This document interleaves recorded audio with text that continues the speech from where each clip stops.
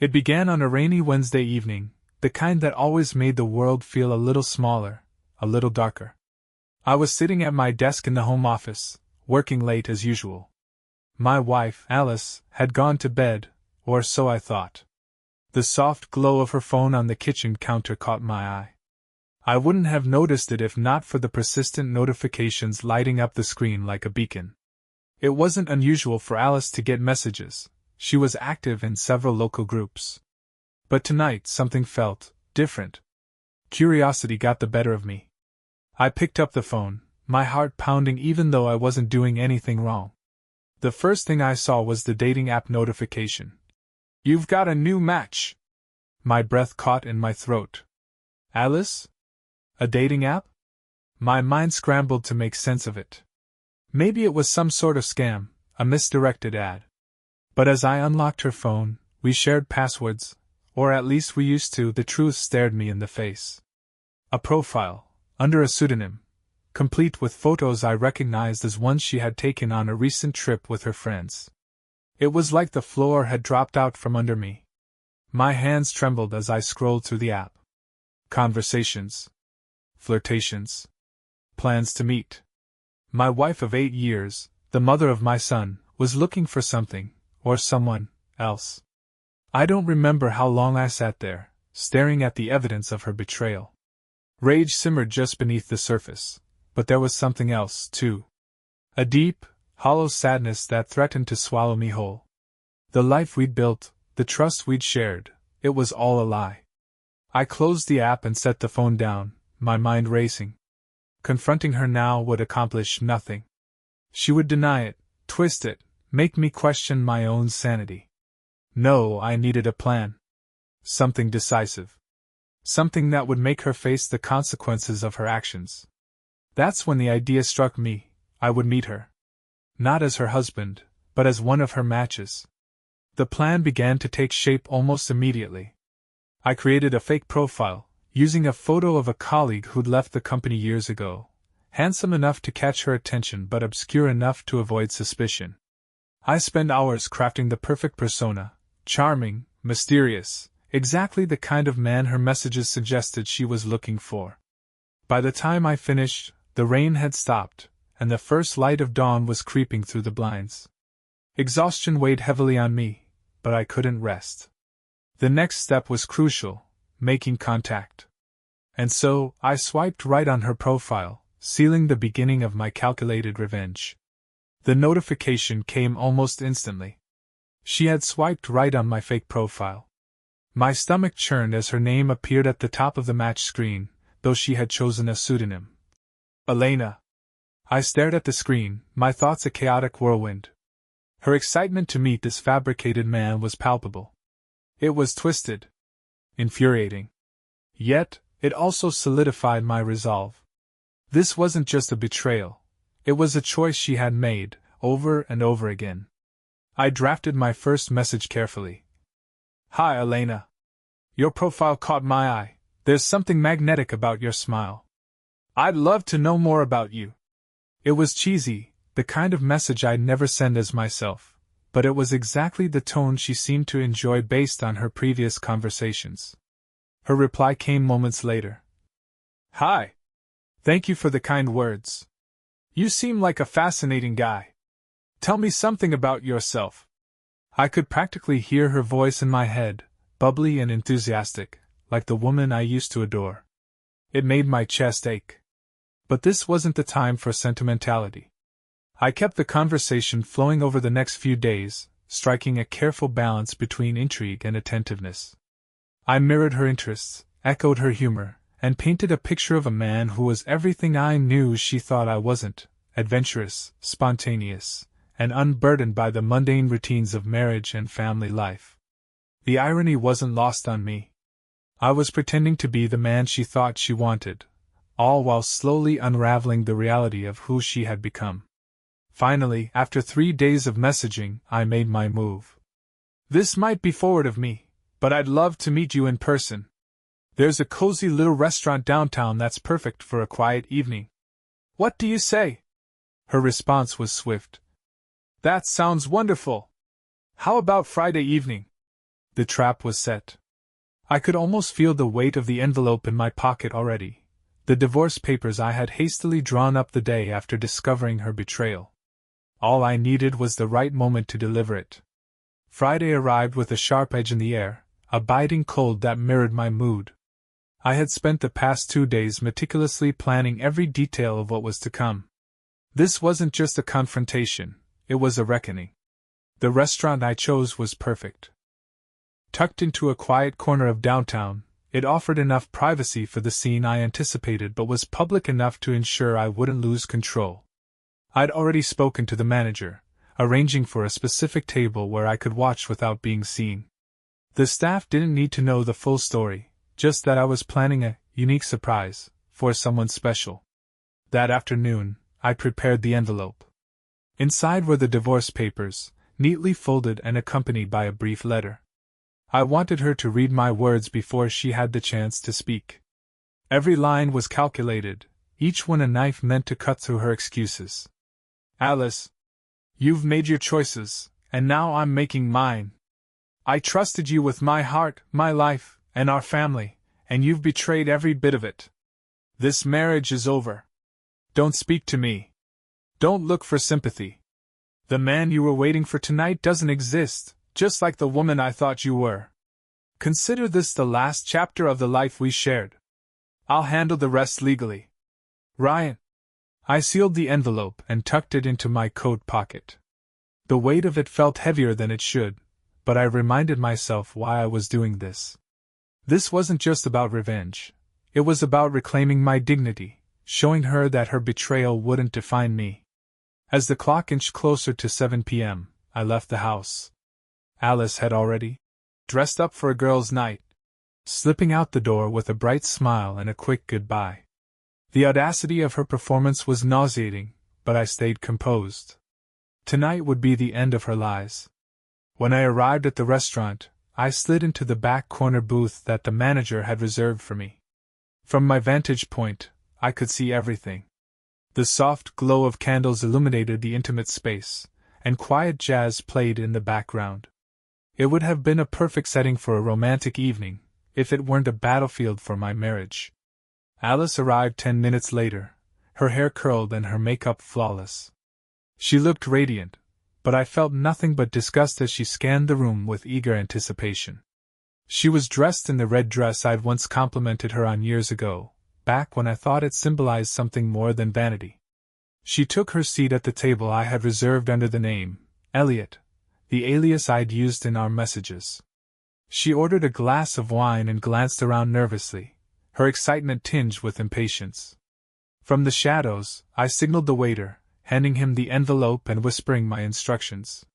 He nodded and approached her table with a polite smile, setting a plate in front of her, a single, pristine envelope resting where her meals should have been. Alice blinked in confusion, her smile faltering as she reached for the envelope. Her eyes scanned the handwriting, her expression morphing from curiosity to shock as she opened it and began to read. I watched as her face paled, her hand trembling as she clutched the papers. For a moment she seemed frozen, her lips moving soundlessly as she reread the words.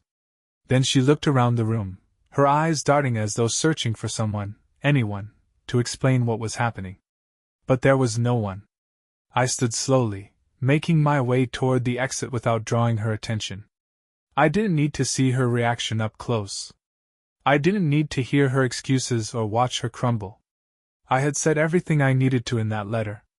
The air outside was sharp and cold, but it felt like freedom. I walked away from the restaurant without looking back, leaving her alone with the shattered remains of the life she had destroyed. When I got home that evening, the house was silent. The warm glow of the hallway lights spilled into the darkened living room, but it did little to ease the weight in my chest. I poured myself a drink, whiskey, neat, and sat on the couch, letting the events of the evening settle. I had thought the confrontation would bring a sense of closure, that watching Alice realize the depth of her betrayal would somehow make me feel vindicated. Instead, there was only a hollow ache. Betrayal, I realized, didn't just destroy trust, it left a void where love once thrived. The sound of the front door unlocking jolted me from my thoughts. Alice stepped inside, her face pale, her eyes wide and rimmed with red. She clutched the envelope tightly, her hands trembling as she closed the door behind her. "Ryan," she said, her voice barely above a whisper. I didn't respond, didn't move from the couch. I simply watched her, my expression cold and unreadable. "Ryan," she repeated, stepping closer. "Please, please, just let me explain." "Explain?" My voice came out sharp, cutting through the silence. "What could you possibly say that I don't already know?" Her lip quivered, and she lowered her gaze. I never meant for this to happen." I let out a bitter laugh. "Never meant for this to happen? You signed up for a dating app, Alice. You created a profile, swiped through strangers, and made plans to meet them. Don't insult me by pretending this was some accident." She took another step forward, clutching the envelope like a lifeline. "It wasn't like that," she pleaded. I felt lost. Lonely. "You've been so distant lately, always working late, always distracted. I just wanted to feel seen." Her words were like gasoline on a fire. "So instead of talking to me, you turned to strangers? To lies? You wanted to feel seen, Alice? Well, congratulations. I see you now. And I don't like what I see." Tears streamed down her face, but I felt no sympathy. "Ryan, I'm sorry," she sobbed. "I made a mistake, a terrible mistake. But please, don't throw away everything we've built. Think about our family, about Max." I flinched at the mention of our son. "Don't you dare use him to justify your actions. You weren't thinking about Max when you created that profile, or when you arranged that date tonight." She sank to her knees, clutching the envelope against her chest. "Please," she whispered. "Please, give me a chance to fix this." I stared at her, the woman I had once loved more than anything in the world, now reduced to a desperate stranger. Part of me wanted to scream, to demand answers, to force her to feel the depth of my pain. But another part of me, the part that had already accepted the truth, knew that no explanation could undo the damage she had caused. "There's nothing to fix," I said quietly. "You broke us, Alice. And now I'm done." Her sobs grew louder, echoing through the empty house as I stood and walked past her. I paused at the bottom of the stairs, turning back one last time. "I'll stay in the guest room tonight," I said. "But tomorrow, I want you to leave. Take whatever you need, but this is over." She looked up at me, her eyes filled with anguish. "Ryan, please." But I didn't stay to listen. I climbed the stairs and closed the door behind me, shutting out her cries. For the first time in weeks, I felt a strange sense of clarity. It wasn't peace, not yet, but it was the first step towards something better. Tomorrow, I would start rebuilding my life. Without her. The morning after the confrontation was eerily quiet. The kind of silence that felt heavy, pressing against my chest like a reminder of the storm that had passed, and the one still to come. When I came downstairs, Alice was already awake. She sat at the kitchen table, her face pale and tear-streaked, a mug of untouched coffee in front of her. She looked up as I entered, her eyes pleading, but I kept my expression cold. "Did you pack?" I asked, cutting straight to the point. Her hands gripped the mug tighter. "Ryan, please. We need to talk." "We've talked," I said flatly. "You've said everything you could, and I've heard enough. Now it's time for you to leave." She flinched at my tone but didn't argue. I need to explain. For Max's sake." I sighed, pinching the bridge of my nose. "You're going to twist this into being about Max? He didn't make you cheat, Alice. He didn't make you lie to your husband. Don't you dare use him as an excuse." Her eyes filled with tears again. "I'm not making excuses. I'm trying to save what's left of our family." "There's nothing left to save," I said coldly. "You destroyed it." Her sobs broke the silence as she buried her face in her hands. For a fleeting moment, I felt a pang of guilt.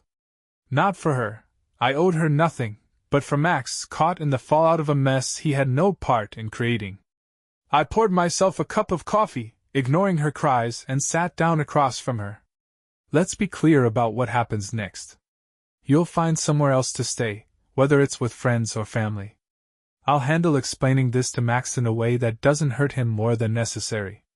And as for us, I reached into my pocket and placed a copy of the divorce papers on the table. Her breath hitched as she stared at them, her hands trembling. This is over, I said firmly. You'll hear from my lawyer regarding custody arrangements. She looked up at me, her face a mixture of disbelief and anguish. Custody arrangements? What does that mean? It means Max stays with me, I said. You've proven you can't be trusted, Alice. You don't get to destabilize his life the way you've destabilized mine. Her eyes widened in horror. You can't do this. I'm his mother. And I'm his father, I countered. The one who's been here, working, providing, staying faithful to this family while you... I trailed off, shaking my head. You don't get to play the victim here, Alice. For a moment, she didn't respond. Then, her expression hardened, her tears drying as anger took their place. You think you're perfect? She snapped. You think working late, burying yourself in your job, and barely being present for us makes you a saint? I leaned forward, my voice low and deadly. I work late to keep a roof over our heads. To provide for you and Max. I stayed faithful to you through it all. And you. I stopped myself, shaking my head. No. I won't let you turn this around on me. Her anger deflated as quickly as it had appeared, replaced once again by tears. Please, Ryan. Don't do this. I stood, my chair scraping against the floor. Pack your things, Alice. You can stay until tonight, but then I want you gone. I left her sitting there, her tears falling silently into her untouched coffee, and went upstairs to prepare for the hardest conversation of all, the one with Max. I spent the rest of the morning rehearsing what I would say to Max. How could I explain to an 8-year-old that his family was falling apart? That his mother had betrayed the trust we had built, and that life as he knew it would never be the same? By the time Max returned from his friend's house that afternoon, I still didn't have a perfect answer. But I knew one thing, I wouldn't lie to him. He deserved the truth, even if it had to be softened to spare him the weight of adult failings. When he walked through the door, his backpack slung over one shoulder, his face lit up at the sight of me. Dad! He exclaimed, running toward me. I knelt to hug him, his small arms wrapping tightly around my neck. The innocence in his voice and the joy in his eyes were almost too much to bear. Hey, buddy, I said, forcing a smile. Did you have fun at Liam's? Yeah. We played this new game, and I got to be the hero, he said, his words spilling out in a rush. I chuckled softly. That's great. Listen, Max, can we sit down for a bit? I need to talk to you about something. His smile faltered, replaced by a curious frown. Am I in trouble? No, not at all, I assured him. This is about grown-up stuff. But it's important, and I want to make sure you understand. We sat on the couch together, and I took a deep breath. Alice lingered in the doorway of the kitchen, her presence like a storm cloud on the horizon. I could feel her watching, waiting for how I'd handle this. Max, I began carefully. You know how much Mom and I love you, right? He nodded, his wide eyes fixed on me. Yeah. And you know that sometimes, even when people love each other, they have problems. They don't always agree, and sometimes, they decide it's better to live apart. His brow furrowed. Like Liam's parents? I nodded slowly, my heart breaking a little at his understanding. Yes, like Liam's parents. His lips trembled, but he held my gaze. Are you and Mom getting divorced? It felt like a punch to the gut, but I nodded again. Yes, buddy. Mom and I are going to live in different places. But we both love you very much, and that's never going to change. Tears welled up in his eyes, and I pulled him into my arms as his small body shook with sobs. Why? He whispered. Why can't you just fix it? I glanced toward Alice, who was now standing frozen in the kitchen doorway, her face pale and her eyes filled with guilt. It's complicated, I said gently. But the important thing is that none of this is your fault. You've done nothing wrong, and we're going to do everything we can to make sure you're happy. Max clung to me tightly, his tears soaking into my shirt. I held him, whispering reassurances until his sobs quieted. I don't want things to change, he mumbled. I know, buddy. I know, I said softly, my voice thick with emotion. But no matter what, I'll always be here for you. Always. When Max finally fell asleep that night, exhausted from the weight of emotions too big for his young heart, I stayed by his side, watching the rise and fall of his chest. Alice tried to approach me, but I stopped her with a raised hand. Don't, I said quietly, my voice steady but cold. This is the mess you created. Let me handle it. Her lips parted as if to respond, but no words came. She retreated to the guest room, leaving me alone with the shards of what was once our family. The following morning dawned gray and cold, a fitting backdrop to the day's task. Alice had stayed in the guest room all night, her footsteps occasionally creaking across the floor as she packed her belongings. I heard her moving quietly but didn't go to her. There was nothing left to say. Max was still asleep when I came downstairs. The house felt hollow, like it was bracing itself for the inevitable shift that was coming. I made coffee and sat at the kitchen table, waiting for Alice to emerge. She appeared around mid-morning, carrying 2 suitcases. Her face was pale, her eyes swollen from crying, but I felt no sympathy. This was her doing, and whatever regret she felt now wasn't enough to undo the damage. Ryan, she began, her voice trembling. I raised a hand to stop her. Don't, I said firmly. We're past apologies. She nodded slowly, her gaze falling to the floor. I've found a place to stay. It's just temporary. Good, I replied, my tone cold. Max doesn't need to see you here right now. I'll explain things to him when he wakes up. Her face crumpled, but she quickly composed herself. Please tell him I love him. I will, I said, though the words felt hollow. You can see him next weekend. We'll arrange it through the lawyer. She opened her mouth as if to argue but closed it again, her shoulders sagging in defeat. Without another word, she turned and headed for the door. I followed her, watching as she struggled to load her suitcases into the car. As she straightened and turned back to me, her eyes brimmed with tears. I'm sorry, Ryan. For everything. I didn't respond. I couldn't. Instead, I stepped back and closed the door, shutting her out of the house and my life. When Max woke up, he wandered into the kitchen, rubbing his eyes. Where's Mom? He asked, his voice still thick with sleep. I crouched down to his level, placing a hand on his shoulder.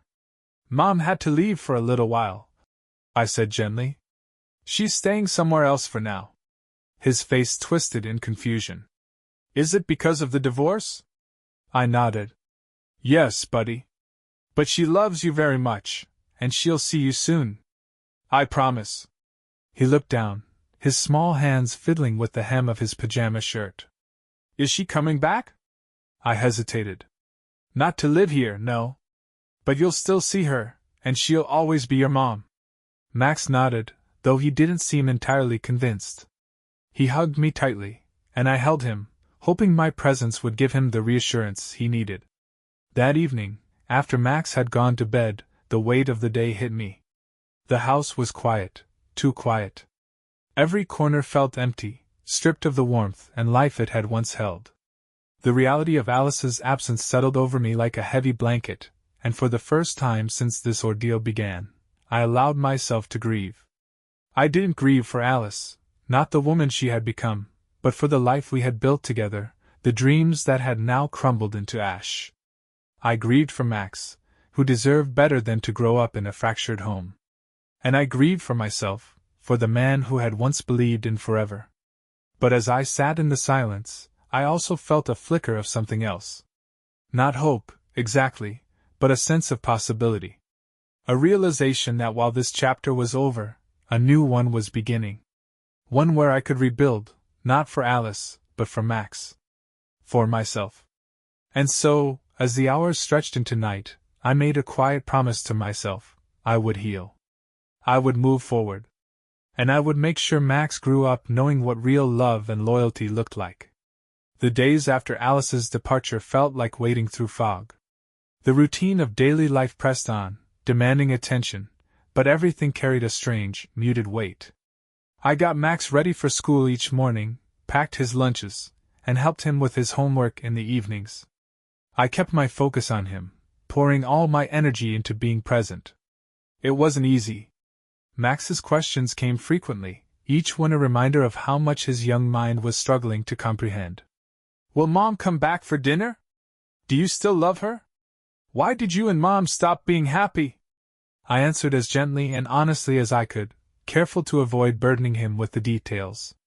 Mom and I just see things differently now, I'd say. But we both love you, and that's never going to change. Some days that was enough for him. Other days, his confusion turned into tears, and all I could do was hold him and promise him that everything would be okay. Whether I believed it myself didn't matter. He needed stability, and I was determined to give it to him. Work became both a refuge and a challenge.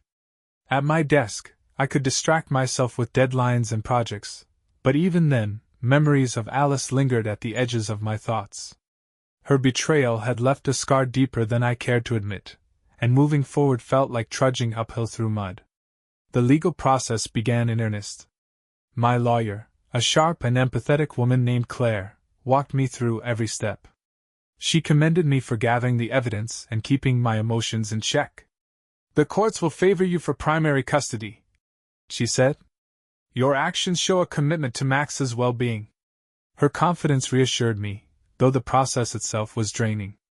Alice's lawyer pushed back on certain terms, and for the first time since she'd left, I heard her voice again, this time over a tense conference call about visitation rights. She sounded fragile but firm, her pleas tinged with desperation. I just want time with my son, she said. Ryan, you know I love him. Her words cut like glass, but I kept my tone steady.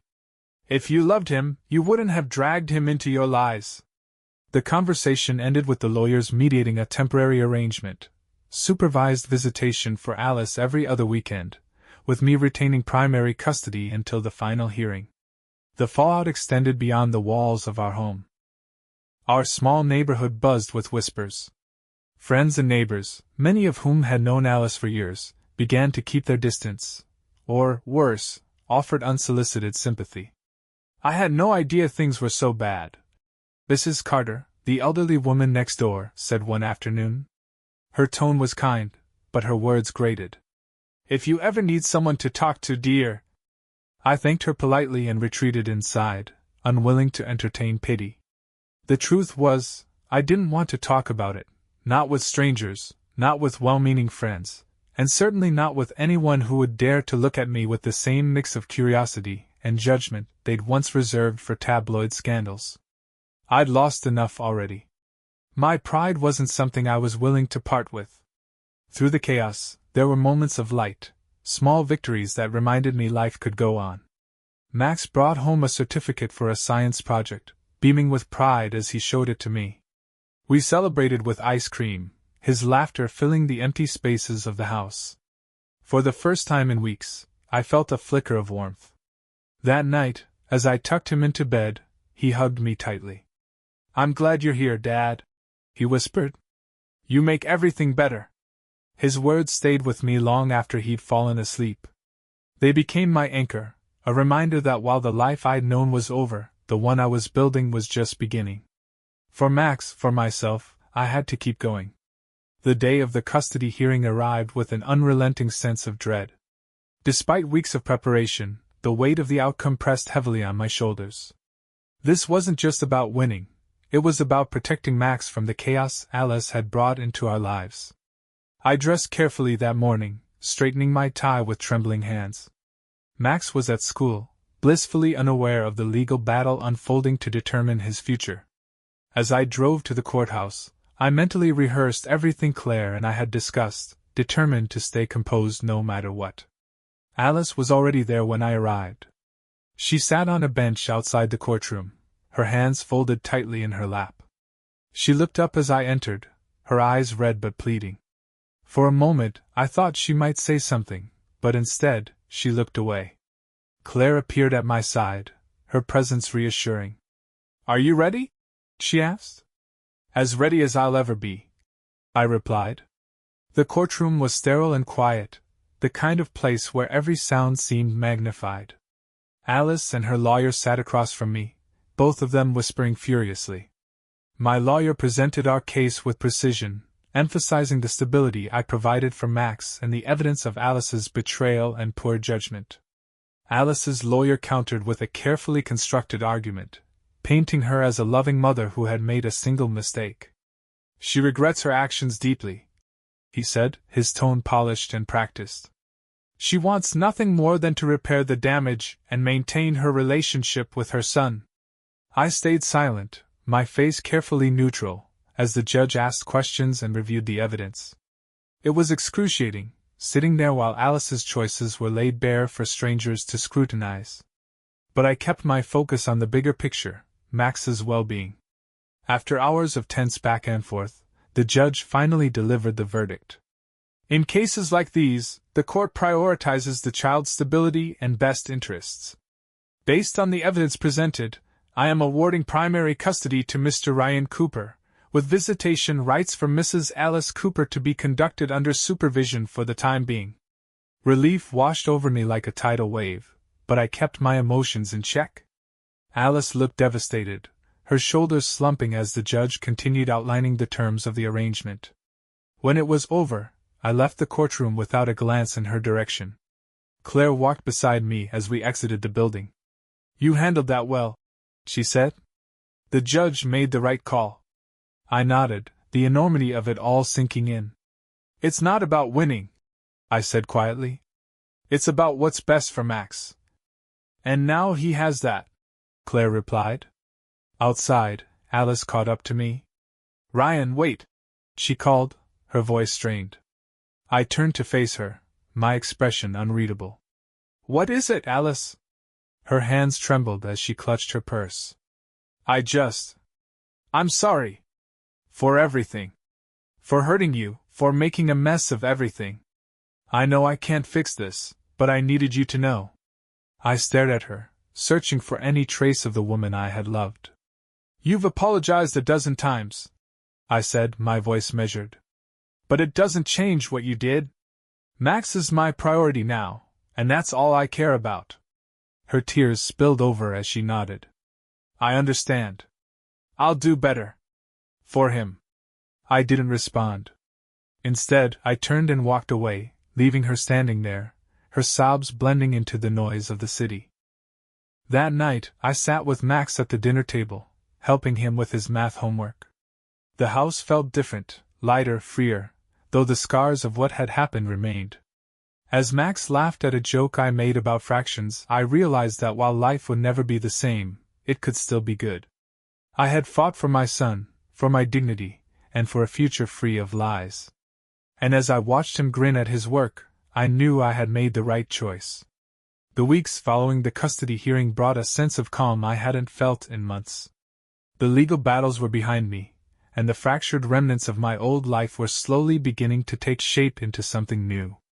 It wasn't easy, some days were heavy with the weight of what had happened, but there was a quiet strength in knowing I had made the best decisions for Max and for myself. Max adjusted to the new normal faster than I expected. His visits with Alice were strained at first, but I ensured they were as seamless as possible. The supervised arrangement gave me peace of mind, though I could tell Max missed having both of us under the same roof. His resilience amazed me, and his questions about the divorce became less frequent as he grew more accustomed to our routines. To fill the void that lingered in the house, I poured my energy into creating new traditions with Max. Friday game nights became a staple, along with Sunday morning pancake battles where the kitchen often ended up as messy as the winners' grins were wide. These moments reminded me that while life had changed, it wasn't ruined, it was just different. The whispers in the neighborhood faded over time. A few friends reached out cautiously, offering their support, but I kept my circle small. Trust wasn't something I could extend freely anymore. The betrayal had carved deep wounds, and though I was healing, I knew I'd never be the same. One evening, Mrs. Carter, my elderly neighbor, knocked on the door with a plate of cookies. "For Max," she said with a kind smile. "You're doing a fine job, Ryan. Don't let anyone tell you otherwise." Her words lingered long after she'd left. For the first time, I felt a flicker of pride, not just for surviving what I'd been through, but for the life I was building in its wake. Months later, I ran into Alice at one of Max's school events. She looked thinner, her face etched with a weariness I barely recognized. She waved hesitantly as I approached, her gaze dropping to Max, who was beaming as he showed off his art project. "Hi, Ryan," she said softly. "He's doing so well. You've done a great job." I nodded, keeping my tone neutral. "He's happy. That's all that matters." She hesitated, then took a step closer.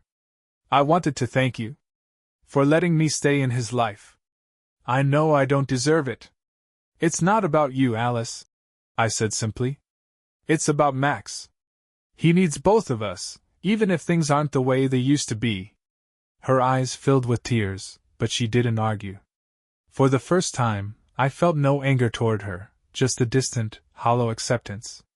She had made her choices, and I had made mine. The past would always be a part of our story, but it didn't have to define the future. On a crisp autumn evening, Max and I stood in the backyard, roasting marshmallows over a small fire pit. The stars were bright overhead, and the air was filled with the scent of burning wood and melting chocolate. "Dad," Max said, his voice thoughtful, "do you think things will ever go back to normal?" I looked at him, his face glowing in the firelight, and smiled.